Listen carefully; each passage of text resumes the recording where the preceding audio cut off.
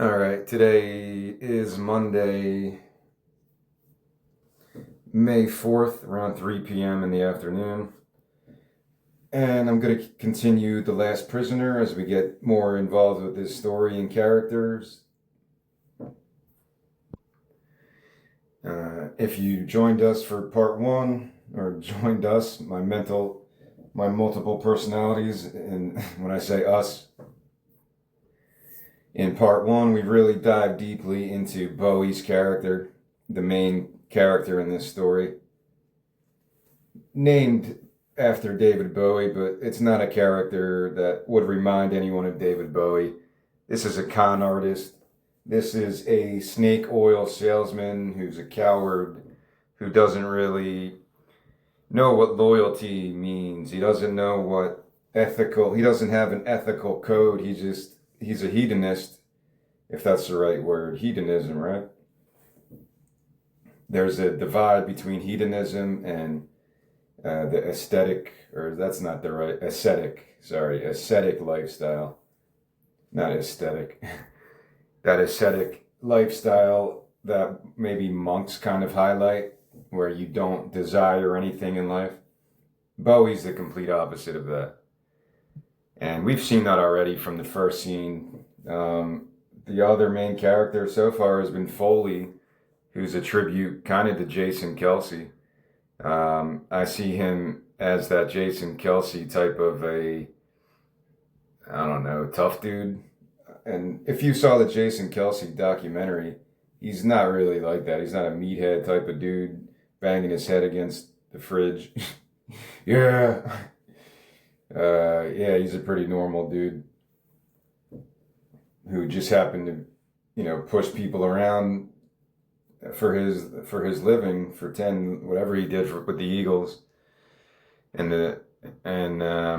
yeah, Foley in this, it's just the image of Jason Kelce and how he can portray that actor in my mind, like that Tex Cobb role that I talked about in Raising Arizona. Um, I'm trying not to take this project that seriously. I'm speaking for maybe an hour and a half at a time. And I'm really trying not to repeat myself too much or get too serious about these stories because that's all they are. They're just stories. They're just stories that I want to hopefully work with other people to turn into low budget indie films well, this is for my original series, but even though there's some aspects of this script and maybe part of Everything is Free that would be a little bit more, I don't know, expensive and a little bit more computer graphic oriented and relying on those types of technology. I feel like at the heart of these stories, the three I've done so far and this one I'm doing right now, The Last Prisoner, they're very simple stories. So if things can't really be put to film like I write it in the screenplay, then, so be it. You just have to manipulate stuff, turn things towards a different angle and find a new perspective. If some of these scenes weren't able to be produced and filmed, I'm sure it happens all the time. I believe the usual process would be usually the writer would write a short story or, whatever, a mini novel, some kind of narrative like that. And then somebody would say, hey, that would be a cool story to put on film with real actors. Let's do that. And someone would have to adapt the short story or novel into a screenplay. But my writing brain doesn't really go that direction. I kind of skip the short story part and just go right towards the screenplay because that's how my brain works. I'm a product of brought up in the 90s with cable television and the onset of the internet as that was just starting to invade people's homes in the suburbs. That's what I am. I do read. I'm not completely against writing short stories in the future, and I have in the past. Not not something I would be very confident in, though.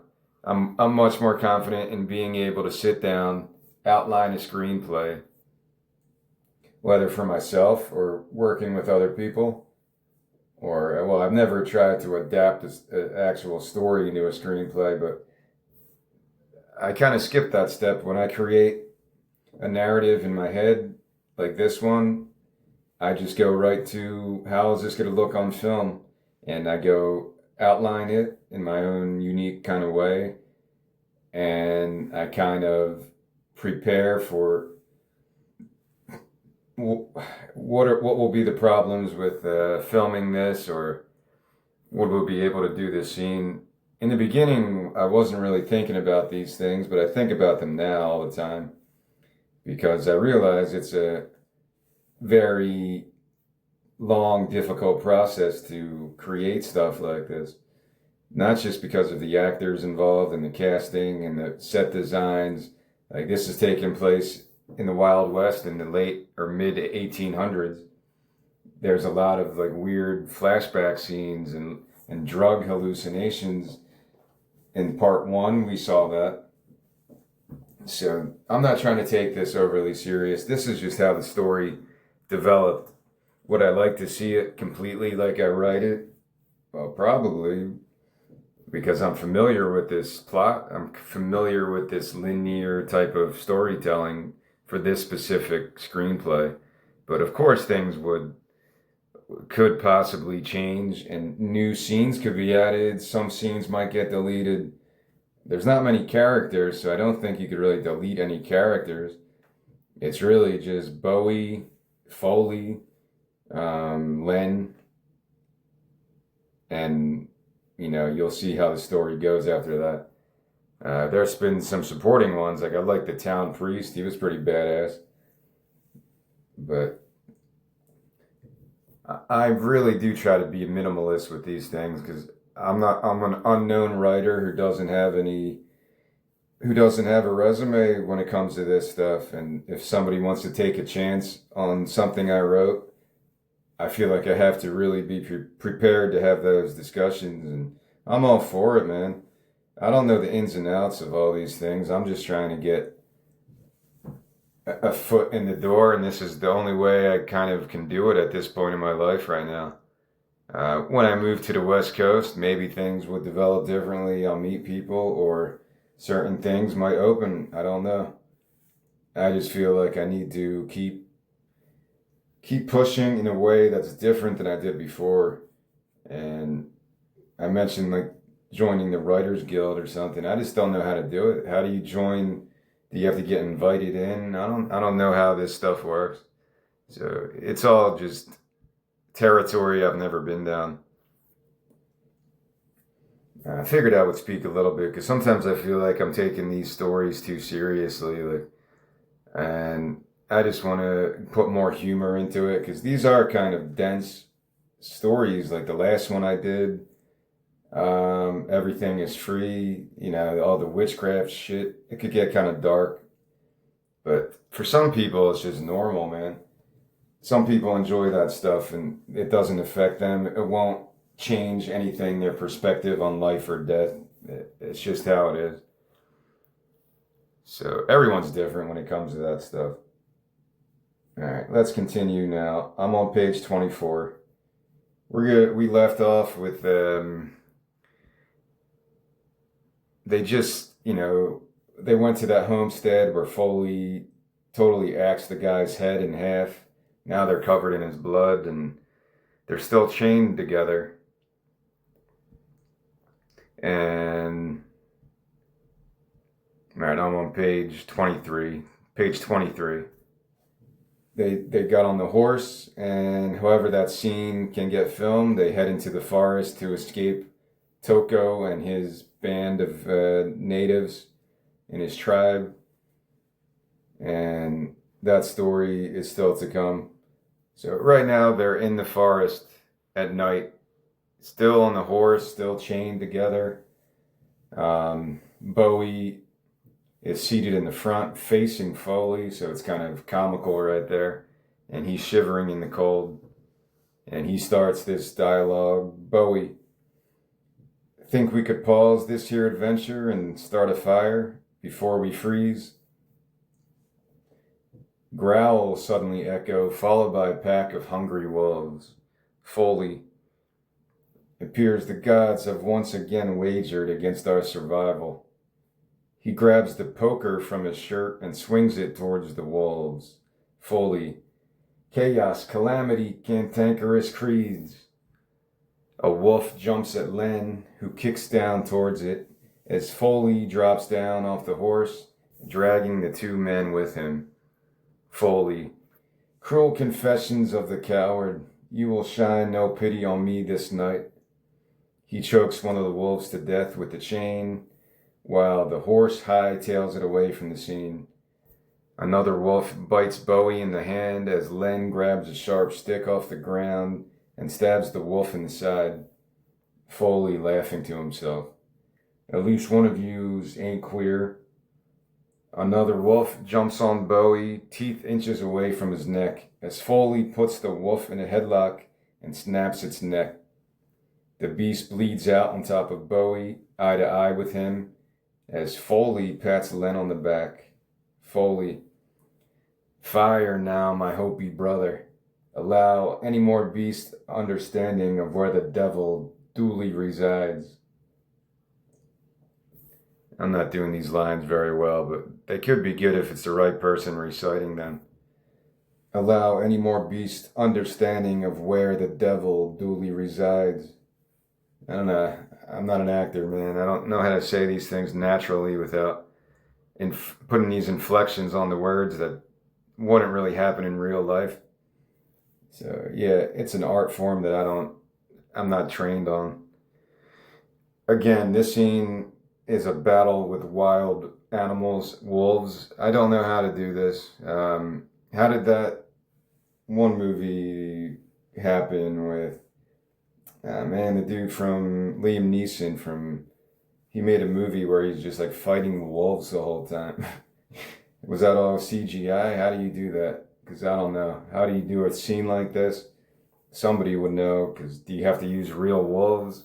What's the risk involved? I don't know these things, man. But I feel like I've seen enough movies where wild animals have been used. Gladiator, was that real shit when they're in the Coliseum and stuff? I don't know.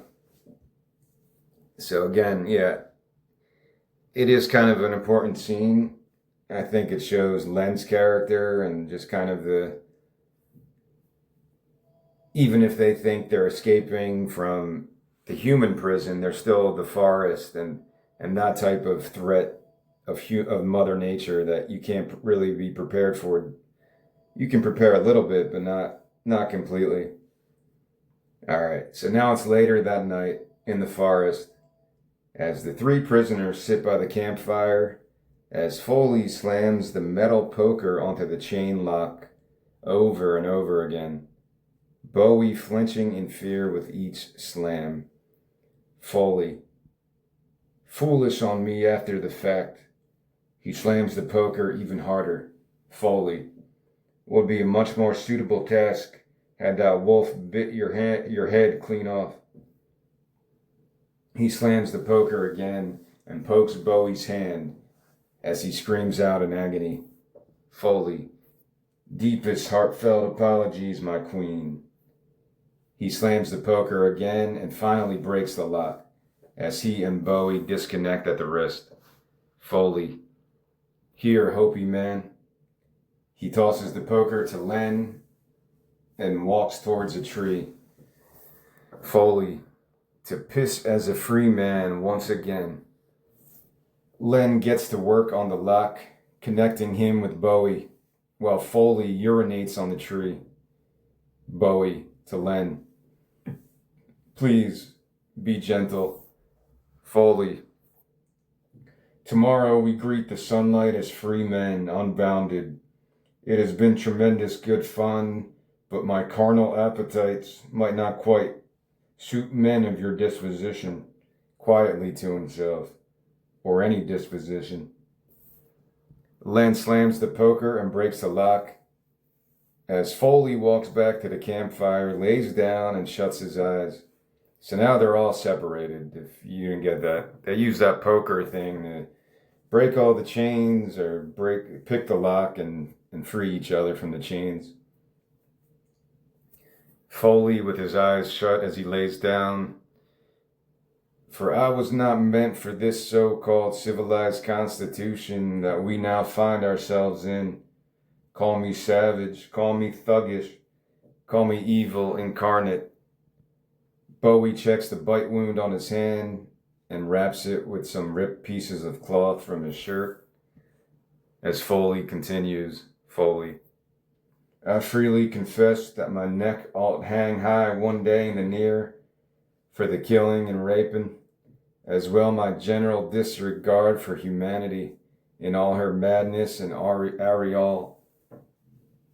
Foley stares up at the stars. Foley.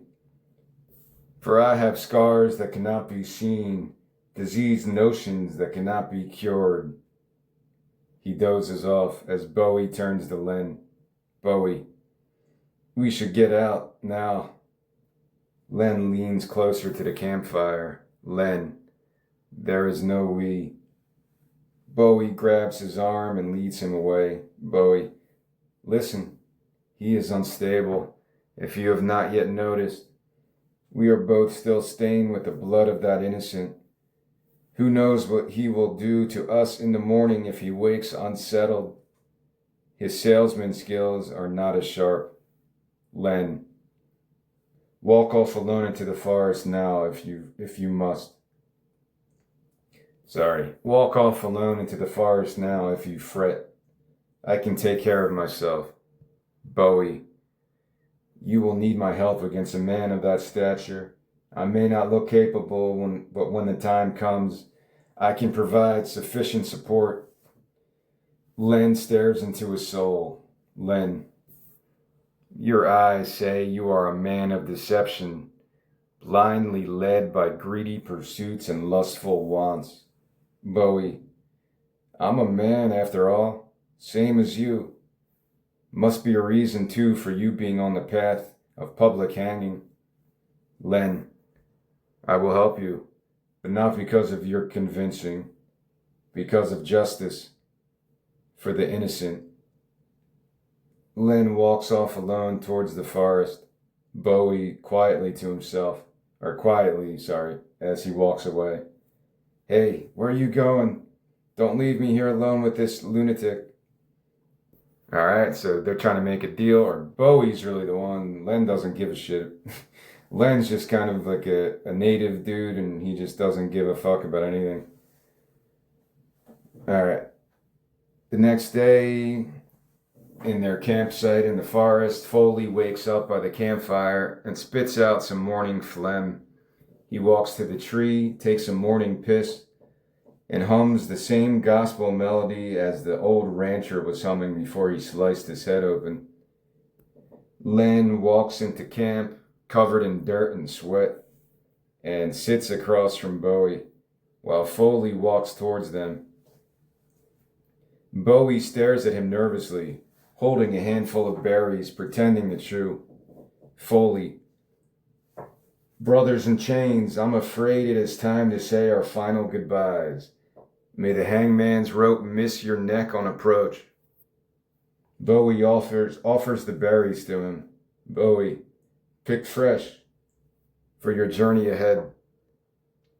Foley grabs a handful, stuffs a few in his mouth, and chews, while Len and Bowie stare towards him unblinking.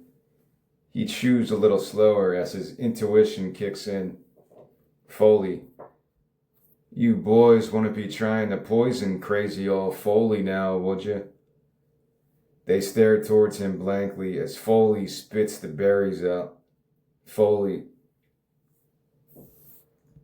Like 23 piercing spikes to my very heart. He grabs Len by the neck and lifts him off the ground.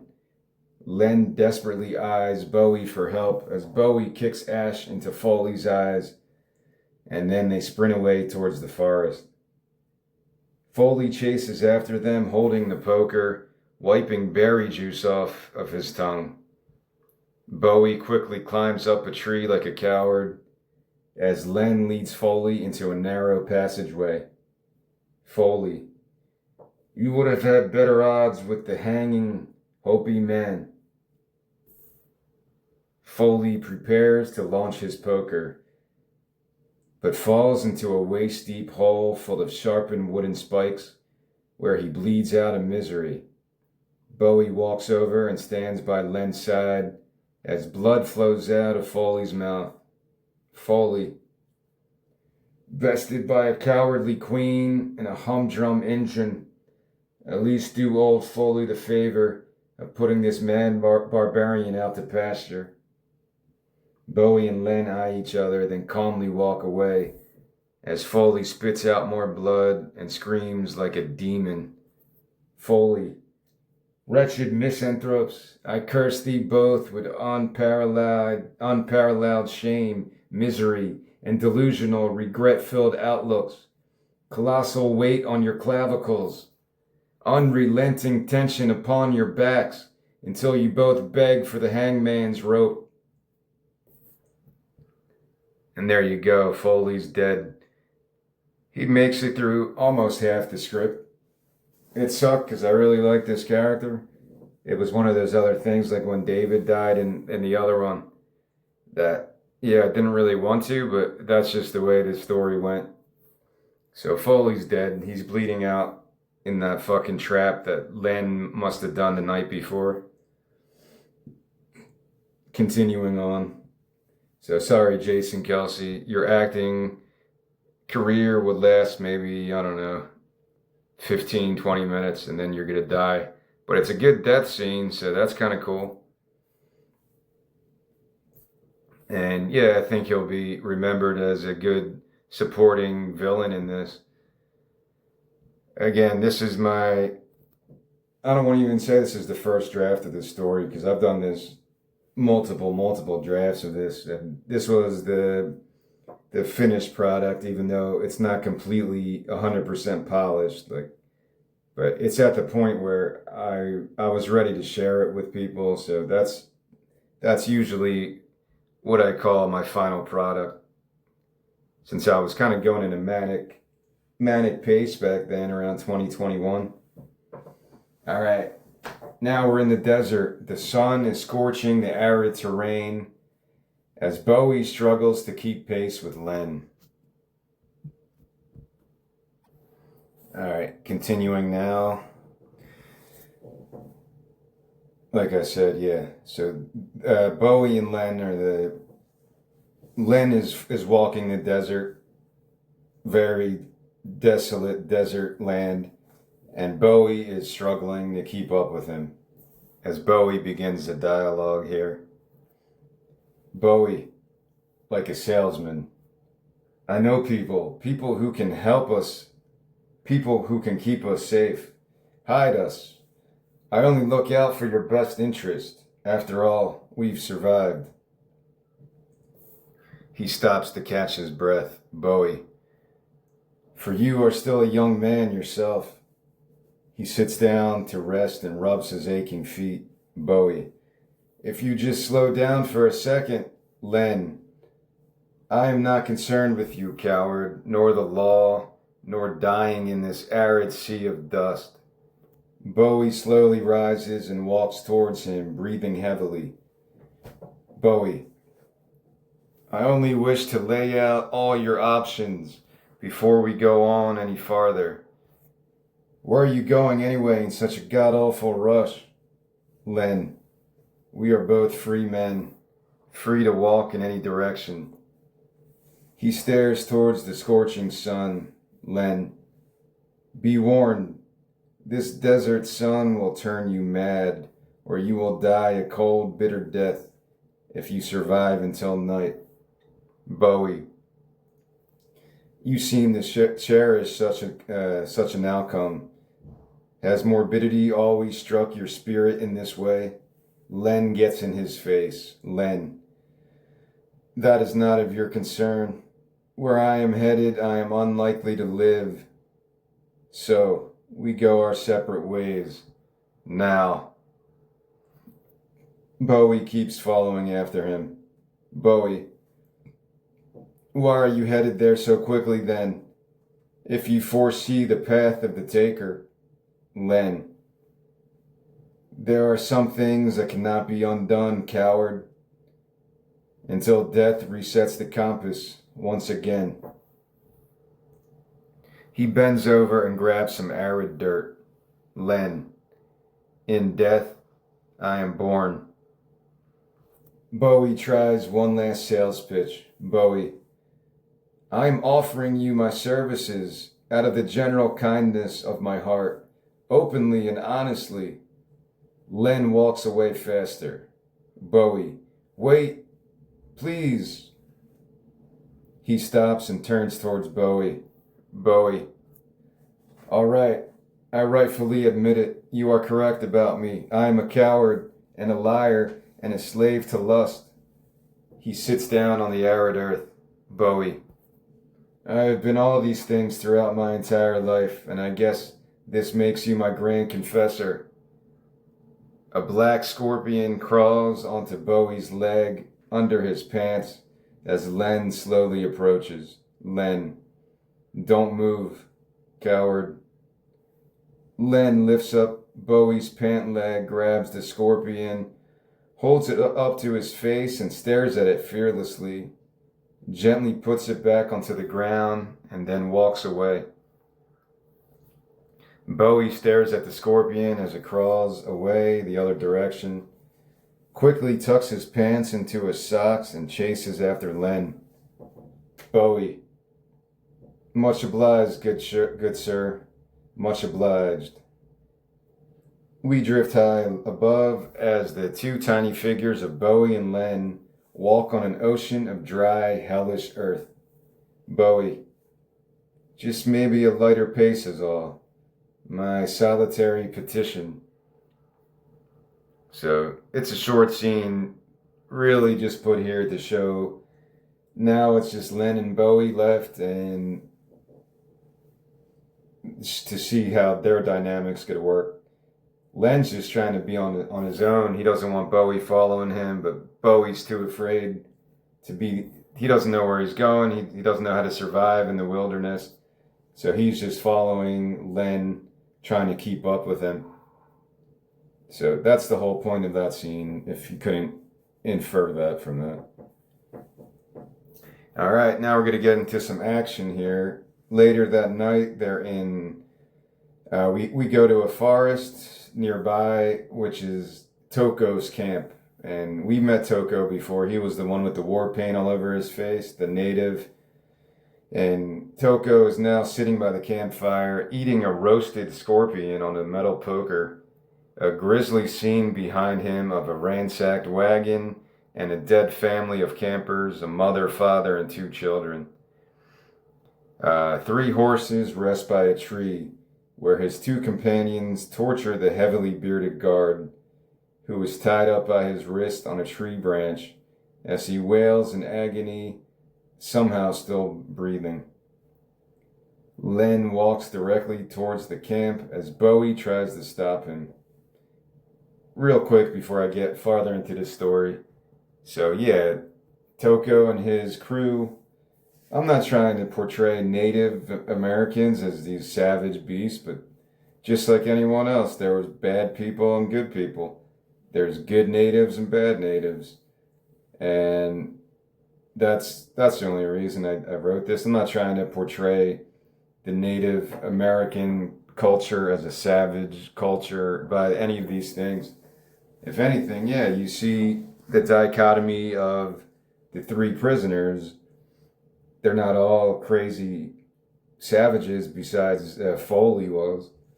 So with any civilization, you're going to have, all sides of the spectrum. And that's all I'm trying to show here. The other thing, what was I going to say? I forget now. Well, we're getting ready for probably the most action-packed scene in this story, and we're trying to flesh out the story now. So Len walks directly into the camp. not trying to hide himself or anything, as Bowie tries to stop him. Bowie, whispering, "What are you doing?" Len shoves him away with a determined scowl and continues. Toko drinks from a bottle of whiskey, then tosses it to one of his companions, who pours the liquid over the guard's face, burning his bloody wounds. Toko approaches, backhands the native in the face, and angrily snatches the bottle back. Toko, do not waste what is not yours to waste. Now, how did they capture this guard? He was the guard from the beginning. When they got the wagon, they pursued the wagon and charged on it. So they took this guard as a prisoner just for the hell of it. Maybe they got him at first and they just brought him back to their camp or whatever. Maybe they find him later wandering around and they decide to have fun with him that night. It could be any of those options, really. Alright, so Toko is berating his native companion for wasting the whiskey on the guard. And he grabs the bottle and drinks some more. And then he pummels the guard in the jaw with the bottle. Sits back down by the campfire, bites off the scorpion's head, and chews it. Len is now walking right up to Toko, and they stare each other down, standing eye to eye like two prize fighters at a weigh-in, while Bowie watches hidden behind some trees from the distance. So they obviously know each other. Alright. Toko slams Len's face down onto his knee, punches him in the ribs and jaw, then tackles him, trying to snap his arm in two, while his companions cheer on their leader. I never know how to write fight scenes. I don't know, man. Is a screenwriter supposed to really get so detailed about, oh, he punches him there, and then the right cross, and then in the jaw? I don't know. I told someone once when I was reading a screenplay not to put too much detail in fight scenes because it was like 3 pages of, oh, he hits him in the ribs and then he throws him over his shoulder and then he somersaults. His knee starts to bleed. He scrapes his knee on the dirt and then the blood starts coming out. Like, I don't want to get too detailed with fight scenes because I don't know how that works in a film. If the stunt people just figure it out, if it's choreographed like a dance routine, I don't know how it works. Anyway, I don't think I did it. It's not too much, at least. Alright, continuing. Len now fights back and flips Toko off of him. He headbutts him on the nose, leaving it a bloody mess. He then pushes him against a tree and kicks his ribs over and over. Toko grabs his legs, drags him back near the campfire, grabs the poker, and stabs him right in the torso. Like, almost all the way through. He stomps the poker in even deeper and punches him in the face. Len somehow is able to pull the poker out of his torso and stabs it into Toko's leg. He then tackles him, strangles his neck with all his might. Toko now stabs his eyes with his thumbs in desperation and pushes him off, removes the poker from his leg, then tosses it towards the campfire. Len rubs his eyes, everything blurry around him, as Toko grabs him by the hair and pushes his face down towards the flames. Len reaches blindly around him, grabs the poker, and blindly stabs Toko right through the neck. Toko walks backwards in shock, falls onto his back, spits out blood, and takes his last breath. Len stands over his corpse, pulls the poker out of his neck, gently shuts his eyes, and whispers something into his ear.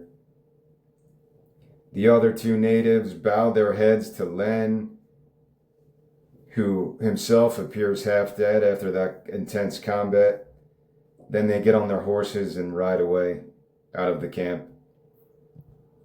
Bowie then runs into the camp, notices Len's wounds, and sits him down by the campfire, grabs some cloth from the ransacked wagon and wraps up his badly wounded torso, while the guard wails in the background.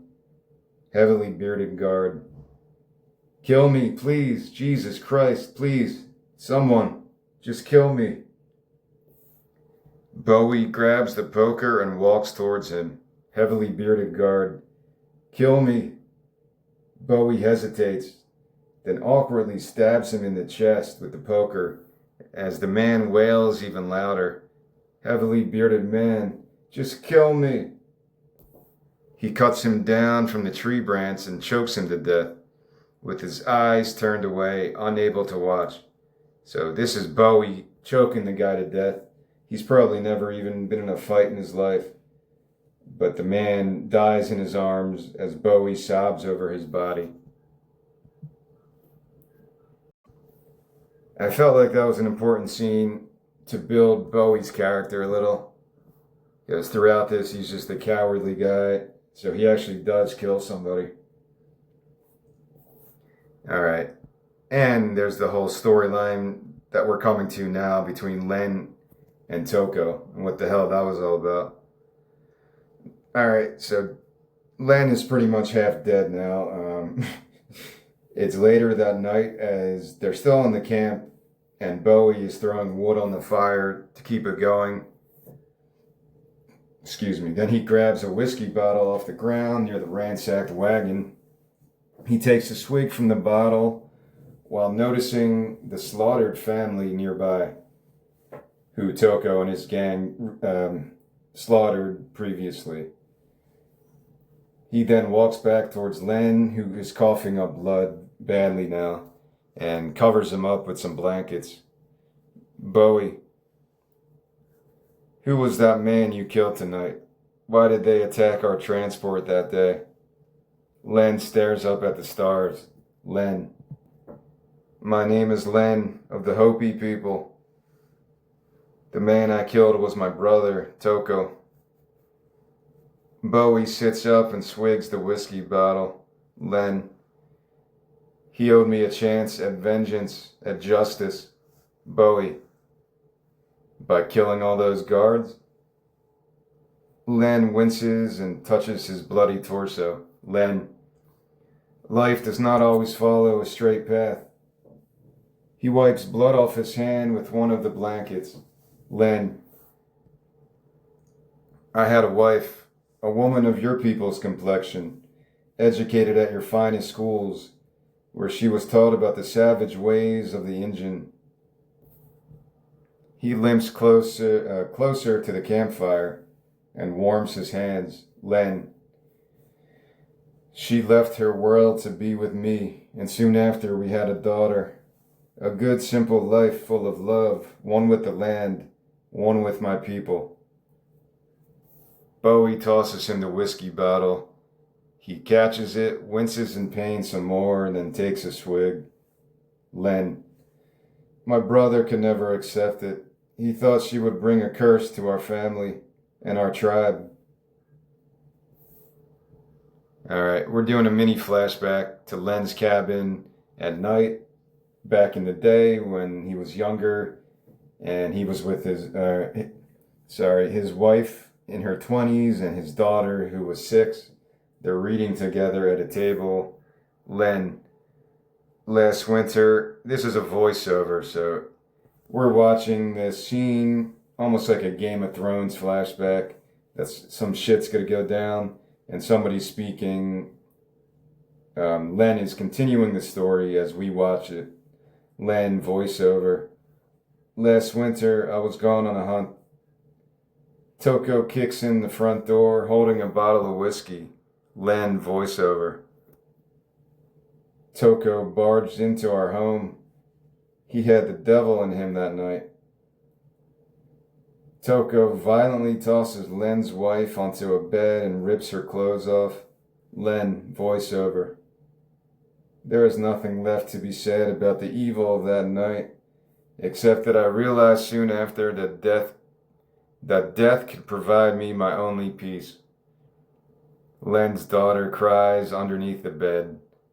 That's the end of the Oh, sorry, it continues. Outside of the cabin now, as snow falls and screams are echoing from inside, and Len ends the voiceover with this. When I returned a few days later to find my family dead, I turned myself in to ensure nobody else in my tribe would be slaughtered. Now it's the end of that flashback. Very short, just to show some of the reason why all that happened. Really, that was the inciting incident of the prison wagon attack, was so Toko could give Len his chance at revenge. So they were setting it up like that. So they never really meant to kill Len, I guess. They were just trying to kill the other two guys. And then finally Toko and Len would have it out. Brother against brother. That's kind of where my head was going. I don't know if it's completely relatable, logical, but I think it works in this setting. I don't know native culture. I'm just making up a cool story that could be biblical. Sibling rivalries, brother versus brother, Cain versus Abel. It's not just a Native American thing. It's any culture has that shit. And yeah, I thought it'd be a cool way to, well, number one, I needed a reason. Why are these natives attacking this transport in the beginning? It could have just been a random event. They just wanted to kill a bunch of white men.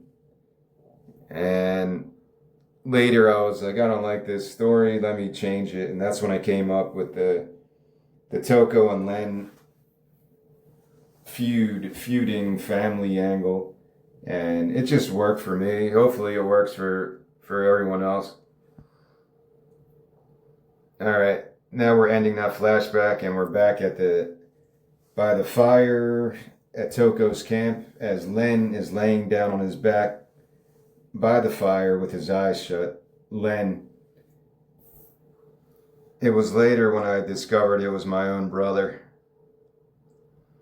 He opens his eyes. Len.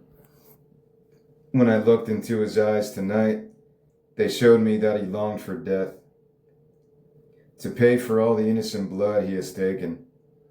Bowie stares into the campfire. Bowie. The guilt-ridden path, traversed with both eyes the color of hellfire.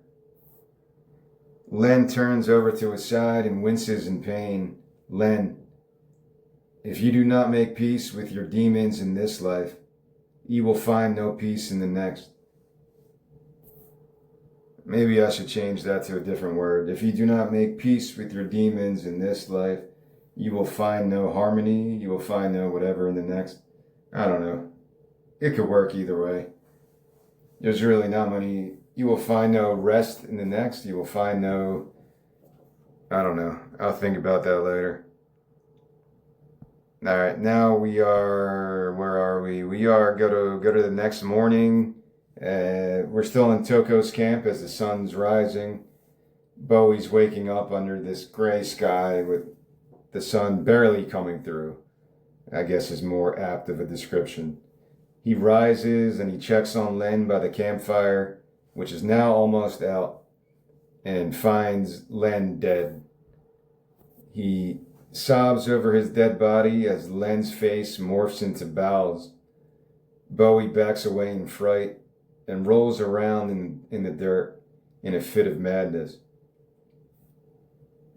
So, yeah, Bowie is on his own now. Is he crying because he lost his new friend, who he only knew for a couple days? Or is he crying because now he's alone in the wilderness by himself and he doesn't know how to survive? So it's another selfish type of thing. Now we're going to have a very quick montage again as Bowie has a fit rolling around on the ground. We start with the young father back in that town cradling his dead daughter in the opium den. So he's remembering some of these horrific moments now. The second scene is now Bowie's nose is growing long like Pinocchio again. His crows fly out of the nostrils, perch on his nose, and peck at his eyeballs. Now we move on. The unknown woman is riding Bowie in the cave as they have sex. This time we view her face as the young mother from the opium den digs her hand right into Bowie's chest and squeezes his heart until it stops beating. And the last little flash here is Val is laying dead in the street as his mangled eyes suddenly open wide, and this hallucination of Val speaks to Bowie in his little fit of madness here in a distorted voice, like colossal weight on your clavicles, unrelenting tension on your backs. He's speaking the same lines that Foley spoke when he died, and he cursed then with all these things. So that's the end of Bowie's little fit of madness, all these flashes of bad memories, I guess. When he comes to, he's rolling around the campfire, sobbing uncontrollably as he pounds on Len's chest. Bowie, wake up, wake up. A little bit later, still at Toko's camp, Bowie is walking past the family of dead campers. He finds a shovel by the ransacked wagon. He then stares at his face in a long mirror on the ground, which is cracked in three. So he kind of sees himself in these three different mirrors. A little bit later, near a river, near the camp somewhere, Bowie just finishes digging a grave in the soft dirt near the river, covered in sweat and filth. He's going to drag Len's corpse into the grave, then shovel dirt over it. So at least he was wise enough to bury the man, you know. He had some respect for the guy. He falls to his knees, exhausted, and passes out next to the grave. All right, now we're coming to the next, a little bit later in that day. It's evening now, you could say. The sun is starting to set as Bowie's startled by the howling of wolves around him. He trips down hard onto some rocks. Then he rises and gazes towards a hungry pack of wolves surrounding him, or close by, however you can make it easier. He runs towards the river, takes a leap of faith off a high cliff, and lands in the raging rapids, inches from a huge rock. He taunts the wolves as he floats down the raging river, no control over his drift. Later that night, along the river, Bowie is waking up on a large rock near the shoreline, soaked, bloodied, and shivering. He walks to shore, takes his clothes off, and rolls around in leaves and dirt, desperate for warmth, as a snake slithers by him. A coyote approaches, eye to eye with him, as they share a moment. The curious animal sniffs him, growls, then scampers off, while Bowie stretches out in the dirt, naked and emaciated, as he shuts his eyes. Before we go into Bowie's dream here, again, there's a couple scenes that I don't know how you handle situations like this. As a kid, I remember watching like White Fang with Ethan Hawke, and I don't know, I guess you just get trained. You can train these animals. I don't know how it works, man. Because throughout that movie, he's like pretty much just he befriends the wolf, and they're just like cool with each other. It's weird. I guess wolves are like dogs. They are the same type of genetic makeup as a dog. Just they could totally, bite the fuck out of your neck and kill you. So could a dog, really. So I don't know. Even a coyote in this scene. Throughout the rest of this story, there's about, 10 pages left. this coyote kind of returns, and it is like a White Fang moment, the call of the wild, all that shit. So hopefully that's something that I'm sure it's doable. I just don't know how easy it is to have a coyote on set, to train it to do these things. I don't know how that works, man. And it's something I guess I could look up on Google and see what they tell me. All right, so Bowie's waking up on this river's bed.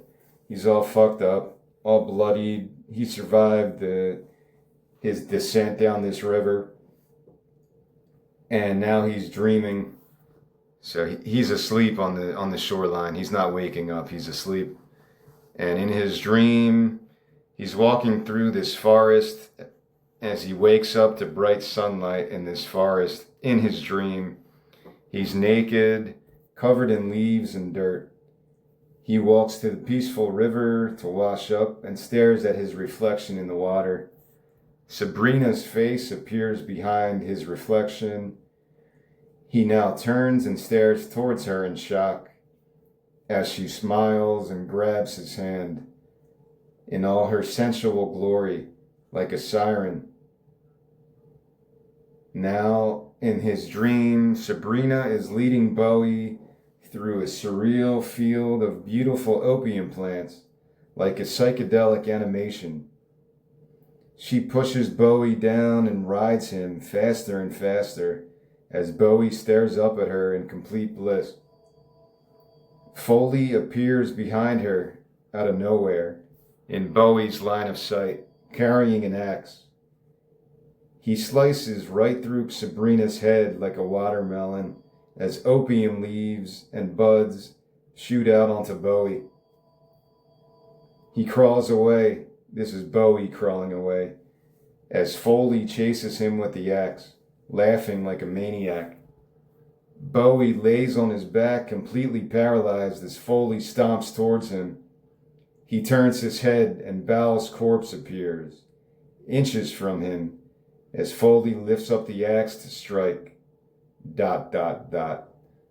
So that's the end of his dream nightmare, whatever you want to call it. Well, he was having sex with Sabrina in the first little part, so that was good. But then Foley appears and just starts killing everybody. All right. We're on the top of page 37. It's nighttime now in a cave as hard rain pours down. This is probably a week or two later as Bowie's like very bone thin right now, like very skeletal. And he's pleasuring himself inside the cave, but he cannot complete the act. So he crawls into the fetal position and cries like a baby. Then he walks to the cave opening and screams out into the stormy night. Bowie, it should have been me. It should have been me. But he's like really yelling it. I can't really act these out like I see it. He crawls outside the cave entrance as the rain pours down upon him. All right. Now we cut there, and now he's sleeping in the cave. It's daytime now, as Bal somehow is walking into the cave and waking the sleeping Bowie, who cannot believe his eyes. Bowie, Bal? Bal smiles and walks out. Bowie, Bal? He rises and walks after him. And now we're going to go to a nice, like, surreal type of forest near a river as Bowie is following Bal as he walks through this beautiful landscape of colorful flowers and this crystal clear water under these golden rays of sunshine. So it's almost like the audience is probably thinking that Bowie died and this is just his heaven or whatever. But that's not what I'm going for. It's just, maybe it's the change of the seasons. Maybe this is a sign that Bowie is going to reinvent himself. That's probably what was in my head more. They both stop at the river shore and practice Tai Chi together, Bowie mimicking Bal's body improvisations. Bow. Mind and body as one. They synchronize their graceful movements together, eyes shut, surrounded by nature. Bow. A continuous wave of energy and breath. Later that day, near the river, Bao and Bowie are diving into the water with wooden spears as Bowie surfaces with a fish through his spear and holds it up proudly. They swim back to shore and sit with their feet in the water as Bao places the fish in a basket made of straw and grass. He caresses Bowie's hair as he shuts his eyes, then kisses him. Bowie opens his eyes to discover Bao's gone. Bowie dives back into the river and searches for him, then swims back towards the shore alone. Again, yeah. I'm not trying to make one of those moments, to fool the audience. It's not one of those twists, M. Night Shyamalan twist. It's nothing like that. It's just how I told this part of the story. Bowie's all by himself in the wilderness. He's not used to living off the land. He's never had to really survive like this by himself. So he's just maybe losing his mind a little. Maybe this is a form of divine intervention. For some reason, Bao feels so sorry for him, even though Bowie sold him out. But he accepted his apology when he was screaming into the night. It should have been me. It should have been me. Because maybe this guilt. I think that's what I was really going for. Even though Bowie sold out his friend and he probably has this guilt that's just been sucking the life out of him for the last few months or whatever, as he awaited his death sentence or whatever the judge was going to tell him when he got to the hangman or wherever he was going. But most likely, he would have got hung, I guess. So that's really his motivation. And, all right, we're going to have a long transition now. In all of these scenes, since we found Bowie alone in the cave, he's been kind of fresh-faced with not a lot of stubble. So this is maybe 2 or 3 months later, and he's fully bearded now. So you can tell it's been a while, almost like Tom Hanks in Castaway. And he is now bearded. He's constructing a fire pit near his cave. And he's hanging 3 small fish from a long stick, strung above the pit. Then he attempts a fire by tapping 2 stones together. He keeps trying to no success as the fresh fish hang above the fire pit on the long stick. Now we're moving a few days later, the same location outside the cave near the fire pit, as the 3 fish are still hanging there, now dried out and rotting as the sun's been rotting them. As Bowie taps 2 stones together but still cannot attain fire. So he's getting real frustrated now. And I get it, you probably can eat raw fish if you're really starving to death, but I guess I just didn't go that direction. I don't know if it's really wise to just eat raw fish like that, but I guess he could have just dug right in like a caveman. But he's trying to cook these fish and he can't start fire. He finally gets a spark and tries to light some kindling, but loses the flame instantly. Frustrated and starving, he launches the stones into the forest, snatches one of the fish hanging above the fire pit, and bites into the raw, rotting, disgusting scales. So he does actually do that. I forgot I put that in there. He spits out the raw fish as the tapping of stones echo from the nearby forest and gain his attention. He walks towards the sound and watches a man tap 2 stones together while sitting cross-legged, hidden in the shadows. He inches a bit closer until he discovers that the man is Len. So the ghost of Bao came back to kind of teach him how to fish and try to give him some encouragement, I guess. And now he can't make fire and he's going to starve to death. And the ghost of Len is back to help him in other ways. I just thought it was a cool little thing there. Even if he treated these people not so well, these people from the other side, where hopefully all that ego shit's out the window once you die, all that bullshit, people's ego and keeping up with the Johnsons and my possessions are better than yours, my God's better than yours. Once you're dead, all that stuff is going to disappear. Your bank account, your mortgage, your stress, all the bullshit on the news, all that shit's gone as soon as you die. Depending on what happens when you die, maybe you come back as a cable news reporter and you got it. You're next. That's your hell. You're reincarnated automatically as a cable news reporter, reporting on the stock market and war and all the other bullshit. And that's how you spend your eternity. Dun dun. Alright, so the ghost of Len is kind of coming back now. Len and Bowie are sitting by the fire pit a little bit later that day, and they're both tapping stones together to try to get a spark. Len succeeds pretty quickly and lights the kindling as they now dance and chant around the glorious fire, the caveman's one true God. That's probably coming from Tom Hanks in Castaway when he finally made fire and he's going nuts like a primitive.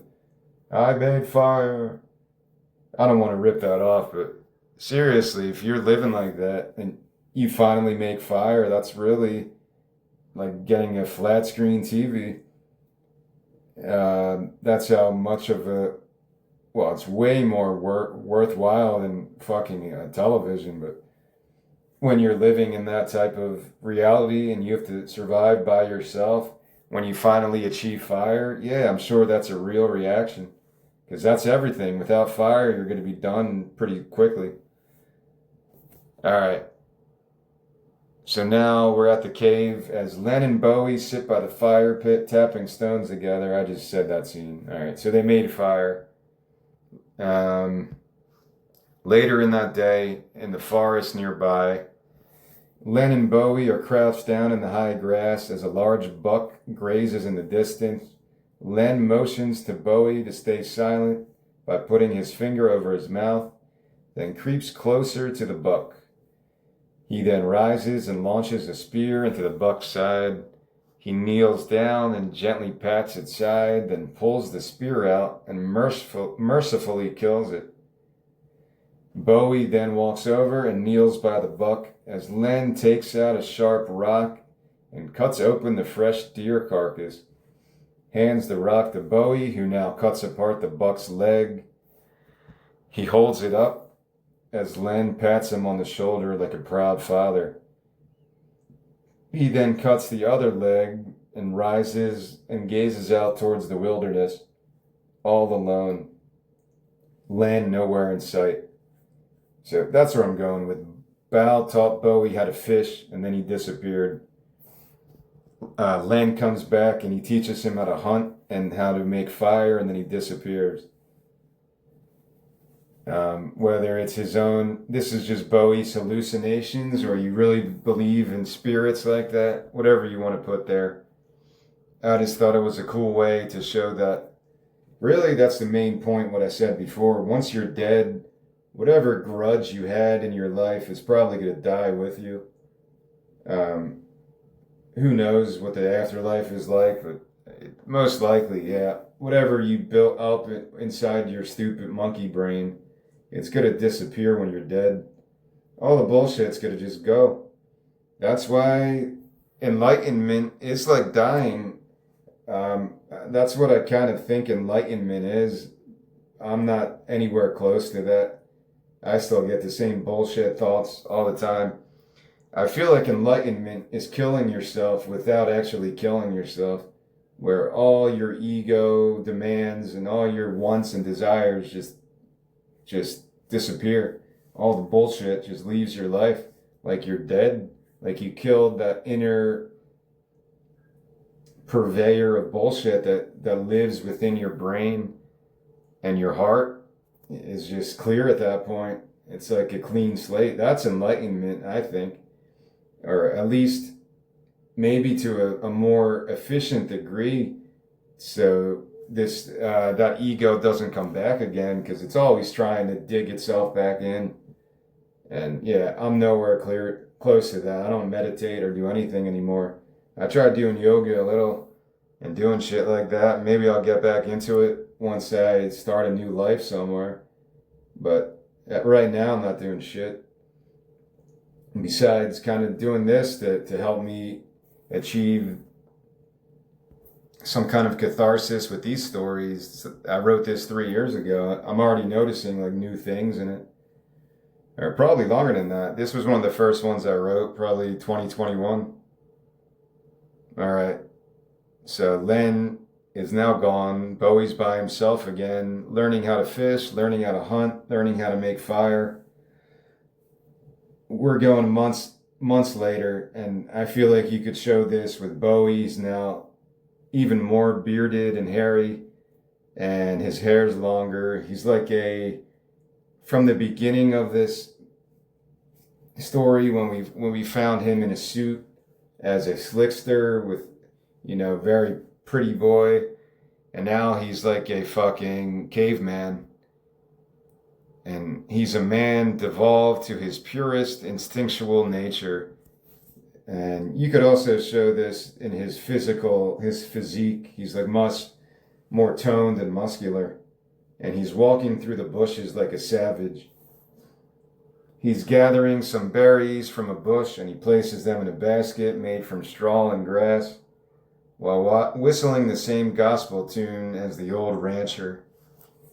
Maybe there's a bit of Foley in him too. I think that's why I put that in there. Len came back to visit him. Bao came back to visit him. If Foley came back, what would he teach him? Just to survive, just to be able to survive as a savage, kind of. But I didn't really show Foley coming back because Foley also cursed him after he died. So he probably wasn't going to try to help him. The ghost of Foley wasn't going to come back and try to help him learn any skills or anything. All right. I would mention too, like, even though I'm a vegan, I've said this many times, I never judge people for eating animals or hunting and whatever else, man. So I don't feel like there's anything wrong with this. There's some hardcore vegans that would be like, what the fuck, man? You're a vegan. Why would you have them killing a deer? I'm like, well, what the fuck? What do you want from me? That's how people survive. Not everyone knows how to survive on just plants and shit. And a lot of people survived off animals. Like, it's just how it was. I'm not saying it is the best way or not. I'm just saying it is a part of reality. There's a quote from, what's his fucking name? Shit. I always forget his name now. Damn it. I can't think of his name. The comedian guy who was kind of my inspiration for Elegant Eccentrics. I can't think of his name right now, but he had a quote that if you took all the tobacco and caffeine off the streets, you would have to bring the tanks out to control people. And I guess that's a funny quote, but it's the truth. Like, you can't force people to live a certain lifestyle. They tried that with prohibition already. I'm not going to talk about drugs. I'm more aligning this to, if you take all the meat out of grocery stores and you force veganism to all the people in the world, like, no one's going to fucking be cool with that. You can't force shit on people. Just like if the majority of the population was vegan, which would be cool, and the government says, no more, you have to eat meat. You can't force shit like that on people. You can't force lifestyle or identity on anybody as individual or as a community or as a religious tribe or whatever, man. So that's my philosophy on things like that. Even though I don't eat meat, I don't see that. I don't think there's anything wrong with people who hunt and eat the meat after they hunt. That's just how people. Some people are carnivores. Some people aren't. Like, I don't judge either side of it. But it's a longer conversation that even though I've been vegan for like 4 years now, and food is a different type of a activity for me. I eat once a day. I do kind of like an intermittent fasting right now, at least. Food is just another activity. It's not a big deal for me. Like, I'm just saying, it's not something I think about as terms of as like a political issue, like some people do. All right, let me continue. All right, so now Bowie is by a river in the daytime after collecting the berries and whistling the gospel tune. He goes down to a river as the bright sun is shining down, and he's doing Tai Chi movements on the shore.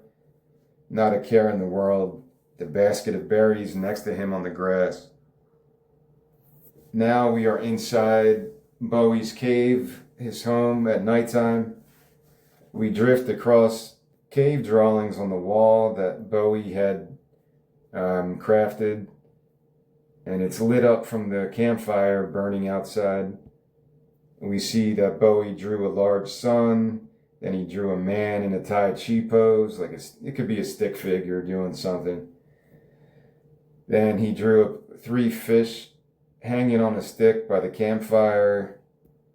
Then there's a Native American man wielding a spear. There's 3 deer grazing. There's a full moon and stars. And then there's a naked woman sitting on a man's face. So even though he became kind of a different character, he still has the lustful craving within him. He's now we go from all the cave drawings, like almost like a pan effect.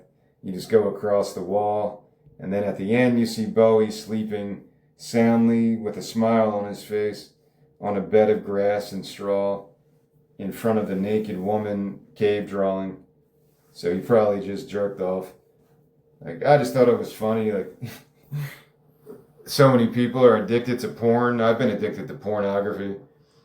Like, if you end up in a cave in this situation, like if Bowie was an internet child who grew up with internet porn, you could watch any kind of porn you want in a second on your phone in that type of a world. And then you're left to survive in a cave by yourself. How would you get your thrills at that point? Or you just give up on it? So, yeah, I just thought it was kind of funny that cavemen would have been masturbating to, like, drawings on the wall of naked people. And that's kind of just, maybe it's just a comic relief thing. Maybe it's also showing that Bowie's also still the same person down deep down, whatever. All right, now we are back in the forest after that night. It's now daytime. As Bowie is crawling in the grass, his face is painted with dirt, and he rises and launches a spear towards a rabbit, hitting it directly in the stomach. Now, a little bit later in the day, down by the river, Bowie is practicing his Tai Chi again. On the shore, his basket next to him with berries, the rabbit carcass, leaves, and herbs. So it's like he's grocery shopping in the forest. He finishes his graceful movements and then dives into the river and swims in the peaceful water. Later that night, Bowie is by the campfire biting into the roasted rabbit meat on a stick. The coyote from before howls and approaches him like a family dog would. So Bowie rips off some of the meat and tosses it to the coyote, and they eat together. So maybe they formed a relationship over the last 2-3 months. All right, now it's daytime. He's back at the river as bright sun is shining on Bowie. He's doing his Tai Chi again, long spear by his side that he uses to fish. And In his basket, there's now 3 fish inside. 2 young Native American women approach and clean some clay bowls in the water. They strip, jump inside the water, and splash each other playfully as Bowie watches.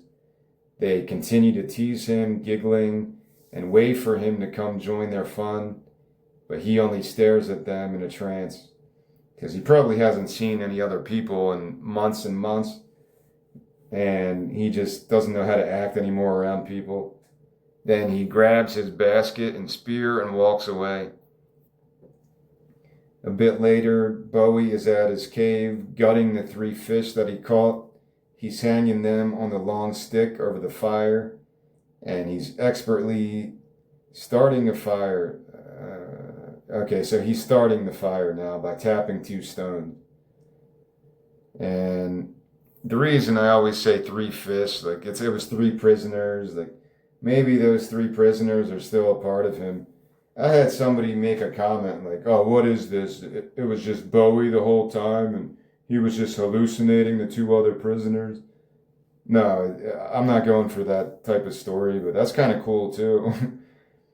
So after he starts cooking these fish over the fire, he lays down and he stares towards the clouds.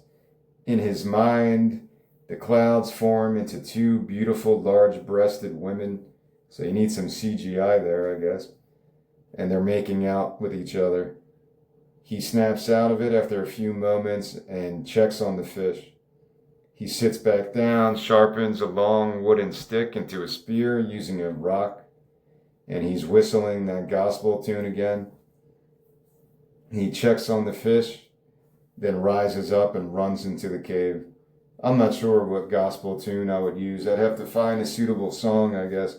Something from the 1800s. All right.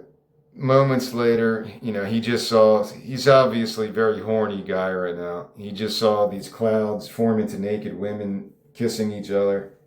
So now, moments later, he just ran into the cave. Moments later, we're drifting away from the drawing of the naked woman as Bowie's panting echoes faster and faster until he exhales and then rests on his bed again, smiling. The next day, he's back at the river doing his Tai Chi, so he's got a routine now. As those same 2 native women are walking towards the shoreline and notice him again, they wash their pottery, then strip and jump into the river like yesterday, and they splash each other playfully. Bowie is staring towards them this time as they wait for him to come join in the fun. He smiles, walks away, but returns moments later, takes his shirt off, and cannot fight the temptation, so he jumps into the river. One of the native women hops onto his back as the other one swims closer to him and kisses him. Just as she's about to kiss him, 3 muscular Native American men jump in the river, chanting aggressively. Native Man 1 is the elder. Native Man 2 is a warrior brute. Native Man 3 is the warrior brute's protege. So Native Man 1 and 2 are holding Bowie's arms back, while the other one dunks his head underwater. Bowie fights but cannot lift his head up with the 3 men holding him down. He finally surfaces, spitting out water, as one of the native women jumps onto his back and dunks his head back down again. He holds his breath for what seems like an eternity, not strong enough to push her off his back. He surfaces again, but he is unconscious, as the 2 native women drag him out of the river by his hair onto the shore. The native men behind them laughing at Bowie's expense. Now we're at his cave that night as the 3 native men eat the fish hanging above the fire pit, while Bowie hangs unconscious from a tree branch by his wrist, slashes all over his back. He wakes up and tries to break his wrist free from the ropes, but makes no progress. As the two native women emerge from the cave, giggle towards him, then sit by the campfire. Bowie struggles more with the rope, only to pass out from exhaustion as the natives toss fish guts onto his face. So the only real motivation that these natives had, they just wanted to toy with him, and they were probably just bored and said, all right, let's fuck with this weirdo cave dweller guy. Excuse me. So later, where are we? That was that night. They started, throwing fish guts at him and tying him to the tree branch. The next morning, early morning sun is shining on Bowie's face as he hangs from the tree branch still by his wrist, fish guts all over his face. The two natives, Native Man 2 and 3, shove each other by the campfire in a tense argument, and it turns into a violent wrestling match. Native Man 1 runs over and breaks the other two men up as they quickly make peace and approach Bowie, who is struggling to even open his eyes at this point.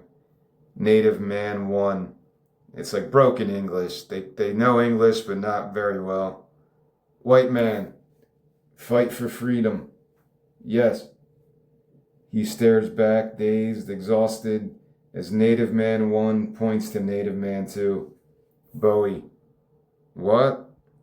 Native Man 2 stares menacingly towards Bowie and stretches out his muscular arms, then grabs a small spear wrapped around his ankle and blows on it to intimidate him. Native Man 1. You must fight him now, for freedom. Bowie's mind races. Bowie. What do you mean, fight? Native Man 1. To death. Native Man 3 cuts Bowie down and frees his wrist from the ropes as Bowie pants and wipes fish guts off his face. Bowie. I'm not a fighter. Native Man 1 laughs and leans closer to him. Native Man 1.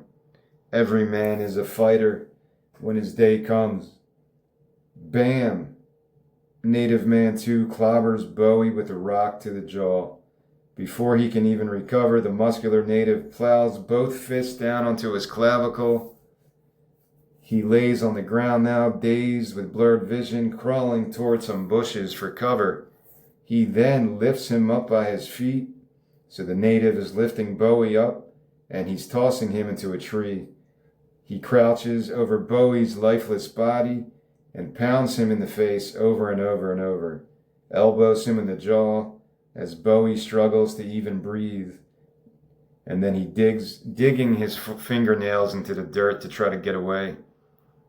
The native man pummels Bowie more with elbow shots to the eye, nose, and throat as Bowie rises and tries to defend himself with some Tai Chi fashion martial arts, but the native is too strong. Bowie limps deeper into the forest and hides in the grass as the native soon follows his trail of blood, grabs him by the neck, and chokes the color out of his face as Bowie gasps for air. Just then, the loyal coyote jumps on the native. So yeah, I'm really going White Fang here, but it's not completely stealing from that story. The coyote jumps on the native, freeing Bowie from his hold, and then the native grabs his spear and stabs the coyote in the side, sending the coyote limping towards Bowie, who pulls the spear out and then watches his wounded friend limp off into the woods. Now Bowie charges the native with all his might and stabs him in the heart with the spear. The native bleeds out as his two companions walk towards the scene. Native Man 1 quietly to Bowie. Great spirit, strong. The native gently places his hands on Bowie's shoulders. Native Man 1, live as water. They carry their fallen companion's corpse away as Bowie limps off into the forest, crouched over like a hunchback. So some of Foley's curse is maybe coming true now. Foley cursed him, remember, on your back and clavicle and all that shit. And now maybe some of that is coming true through this fight that Bowie just had, the fight of his life. Now we're going to move away from this scene and we're going to follow a stagecoach, a very fancy stagecoach.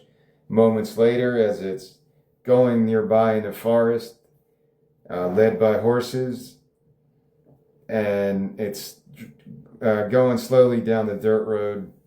It's absurdly painted in purple, silver, orange, and pink, like something out of the Willy Wonka universe. This really absurd stagecoach. The horses are trotting past the two natives now, as the natives are dragging the body of their fallen companion. Richard, 40s, in a fancy suit, aims a sterling silver shotgun out the coach window inside the wagon. Richard, slow it down, Martin. Martin, the fancy suited driver, slows the horses down. Martin, easy now, fellas. Jack, 50, fancy suit, removes his top hat, sticks his head out the window, and peers through binoculars towards the natives.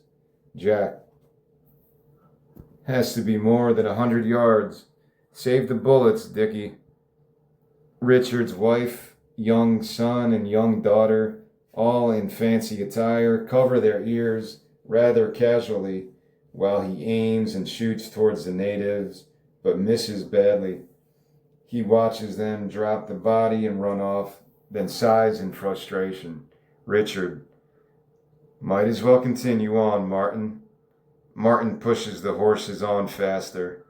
Now we are approaching the river where moments later Bowie is resting against a tree in his usual Tai Chi spot. But now he is a beaten, broken shell of a man with a broken clavicle and a badly bloodied face. He tries to stretch out his back against the tree as the fancy stagecoach approaches. Inside the stagecoach at the same time, Richard is spit-shining his fancy silver shotgun. As Jack gazes out the window, he spots the haggard, beaten Bowie, and he grins. Jack, Dickie, at your 3. Another savage for the taking, incapacitated. Must be your lucky day, old boy. Richard gazes out and spots Bowie. Richard, Martin, give it a nice slowdown now. Martin brings the horses to a much slower pace. Now at the river, we are back with Bowie as the stagecoach is about to ride by him, and he's sitting against a tree, completely unaware at this point, barely conscious. Richard fires his shotgun as the stagecoach very slowly drives by, and he shoots the shotgun twice into Bowie's chest, then reloads and fires once more. Back inside the stagecoach, Richard is chuckling, his shotgun still smoking, while his wife and children clap like they were spectators at a tennis match. Richard, and what is the lesson here, children? Richard's young son and daughter, always shoot first. Richard, and Richard's young son and daughter, always shoot to kill. Richard, that's right. Very good. He polishes his shotgun with a fancy silk scarf. The last scene now, we're going back to the river where Bowie just got the fucking shit. He got a shotgun blasted into his chest 3 times. So now he's laying on his back, bleeding out, as he stares towards the bright sunlight and takes his last breath. That's the end. I picked a David Bowie song, of course, to end this as the credits roll, and I picked I'm Afraid of Americans, because that's kind of maybe the overall theme of this, going back to what I talked about Easy Rider before. Easy Rider is about trying to live outside the system, I guess, the best you can in a legal fashion. Watching that movie in my 40s was way different And maybe when I caught it as a teenager, I was probably like, ooh, naked hippies and psychedelic stuff in the graveyard and cool motorcycles. And the music was good. Steppenwolf. Um, I don't know. I can't even think of any of the other music, but the soundtrack's amazing to Easy Rider. But that's the main thing I take away from that movie. At the end, when the dude actually shoots Peter Fonda, right? Or no, Dennis Hopper with the shotgun. And then, yeah, Peter Fonda actually doesn't get shot, right? Yeah, it's just Dennis Hopper. And then, yeah, that's how I ended this one. The same type of experience. Instead of I don't know, isn't an indictment on certain rural elements that don't like outsiders. This is the same type of thing when people went west and they met the natives. Automatically, it was like, all right, we got to kill these people. And yeah, I'm not saying it's right. I'm just saying that's just how humanity is to such a tribal degree. I wish I could go back in time and experience those moments being a frontier person to know how to survive in those times.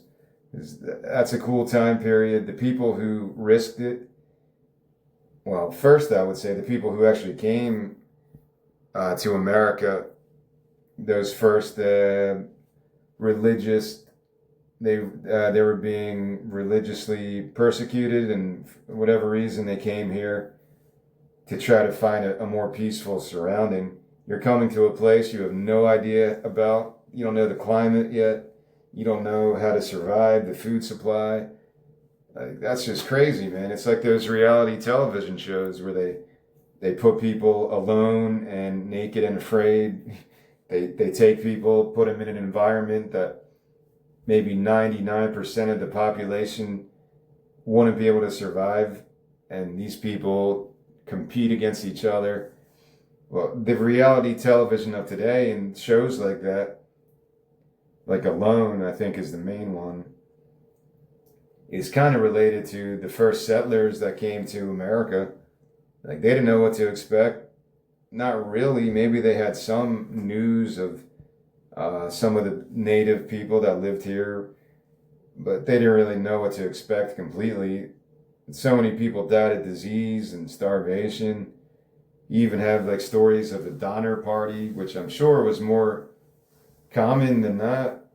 You're going across the country in a fucking wagon with your kids and whatever supplies you have to try to find more opportunity in life and shit like that. Back in those days, the first people that went west had huge balls, man. Huge, colossal balls.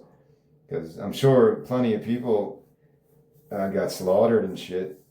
I talked about the Coen brothers, the Ballad of Buster Scruggs, and I think that short movie, well, it's a normal movie. It's just split up into like 5 stories. But every one of those stories is about the American West, and one of them is actually about settlers that are going across the country, the love story one, where the couple gets married or are about to get married, and then one of them gets killed at the end by the natives. Like, I can't even imagine what that must have been like. On all levels. I'm not saying which side was right or wrong. It's just when you have a form of colonialism like that, and that's the irony of this. Bowie was like that guy. The guys in the fancy stagecoach, they kind of represent the Industrial Revolution upcoming to totally create a new society of factory workers and shit. That's what the people in the stagecoach, you can say they're the capitalists, they're the Rockefellers and all those big name capitalists. That's what they represent in this story.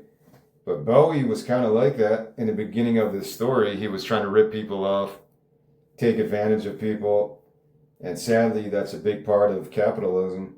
and well, any kind of economic system. I won't single out capitalism as like the evil that must crush capitalism. So I'm not going to go that far, but yeah, there's going to be corruption in any kind of economic system when you try to create a new society. There's going to be people who succeed and people who get fucked over. People who just kind of lay in the weeds and try not to get involved in any of it. It's tough these days to be like that. So it's kind of ironic. That's why I wanted to end it like that. Bowie was able to survive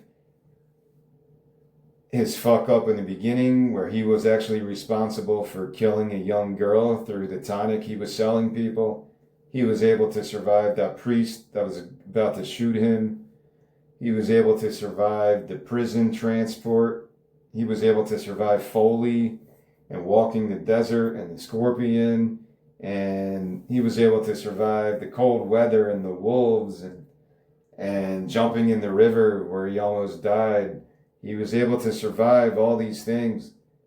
And then at the end, where he finally kind of finds a peaceful identity with nature, he's living off the land, living in his cave, foraging his own food, foraging his own food and catching his fish and whatever else he has to do to survive.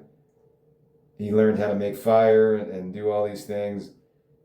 And then it's just the irony of stuff. There's always going to be something that comes after you. It's never going to be an easy life. No matter what age you get to, it's never going to be an easy life. And he ironically is put to death because these rich ass, white settlers, I don't know what you want to really call them, they think he's just another Native American savage type. So they have no problem just going up and shooting him 3 times with a shotgun.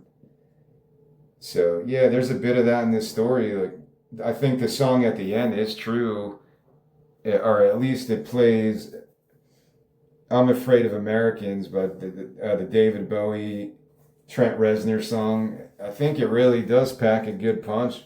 I don't know what that story is really about, I don't know what that song is really about.